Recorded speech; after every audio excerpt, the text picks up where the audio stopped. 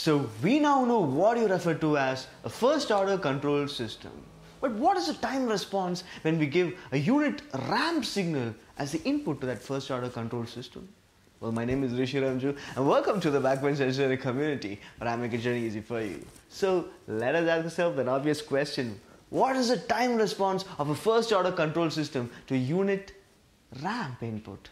Well, what's one up? So this is a generalized representation of a first order control system. So here we have a forward gain of 1 by S tau, and here a unit negative feedback is provided, and the overall transfer function of this particular first order control system is given as T of S is equal to 1 divided by 1 plus S tau. So I've explained in detail what you refer to as a first order control system. If you haven't watched that video, please do watch it first. I'll leave the link in the description below. So in order to find the time response of this particular control system, we give certain standard test signals as input over here. So in this case, we are giving a unit ramp signal as the input. So a ramp signal is given as R of t is equal to t when t is greater than or equal to 0. That is, it is in the shape of a ramp. So for all the values of time greater than 0,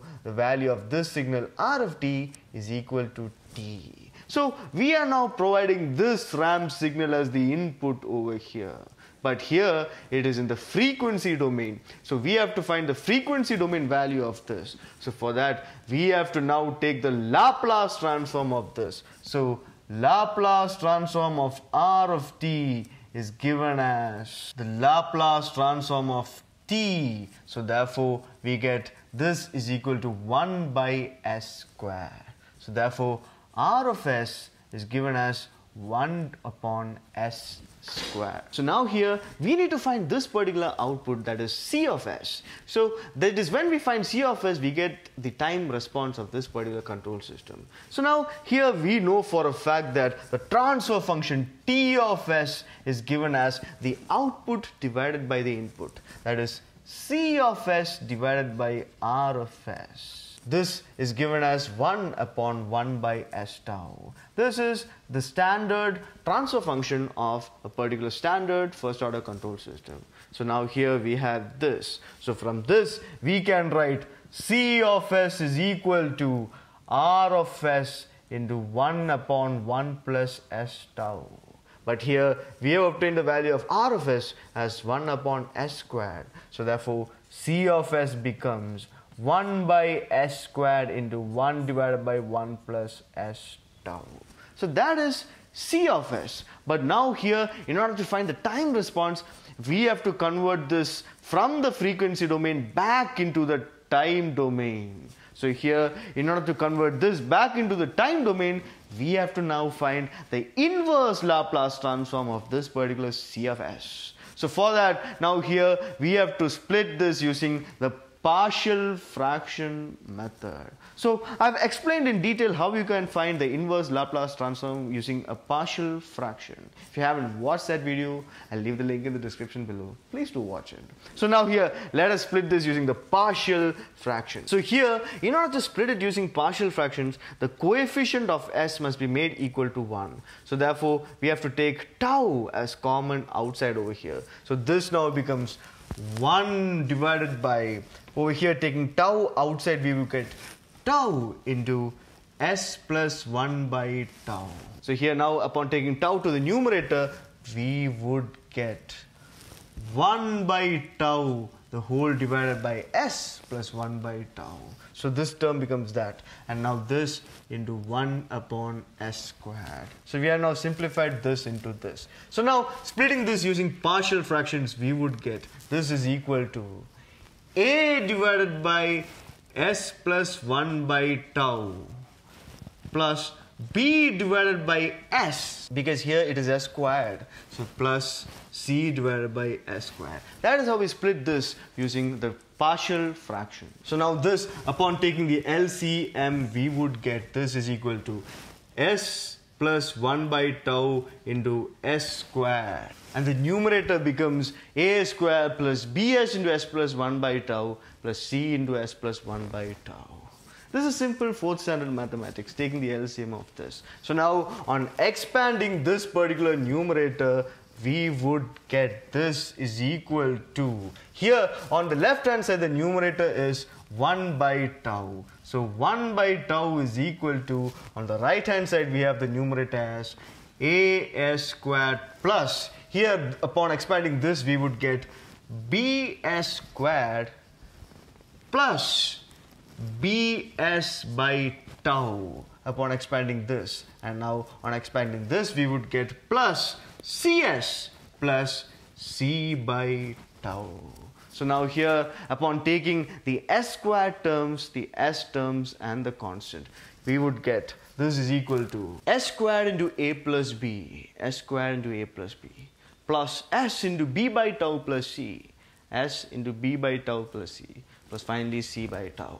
So now this is what we get upon equating the numerator on both the sides. So from this what we observe is that we can now get 3 equations. First, now let us equate the s squared terms on both the sides. So here on the left hand side we only have a constant. Here there is no s squared terms. So therefore first we get a plus b, which is the s squared coefficient, is equal to 0 because there is no s squared term over here. Let us take this as equation number 1. And now here on equating the s term we have b by tau plus c. b by tau plus c is equal to, on the left hand side we have no s term, so therefore that becomes 0 as well. Let that be equation number 2. Finally, upon equating the constants we get, here the constant is c by tau and here the constant is 1 by tau. Let that be equation number 3. So now from equation number 3 what we observe is that we get the value of c is equal to 1. So if c is equal to 1, upon putting this value in equation number 2, we would get b by tau is equal to minus 1 and therefore b is equal to minus tau. And now upon putting the value of b in equation number 1, we would simply get the value of a is equal to plus tau. So we have now obtained the value of a, b and c by simply solving these 3 equations. So now therefore on substituting these values of a, b and c in this particular equation, now we would get c of s as c of s is equal to, here a is tau, so tau divided by s plus 1 by tau plus, here b is minus tau, so here minus tau divided by here s plus, here the value of c is 1 by s squared. So now on simply taking the inverse Laplace transform of this, we would get the value of c of t. So c of t is equal to, here tau into the inverse Laplace transform of 1 by s plus a is simply e raised to minus at, where here a is 1 by tau.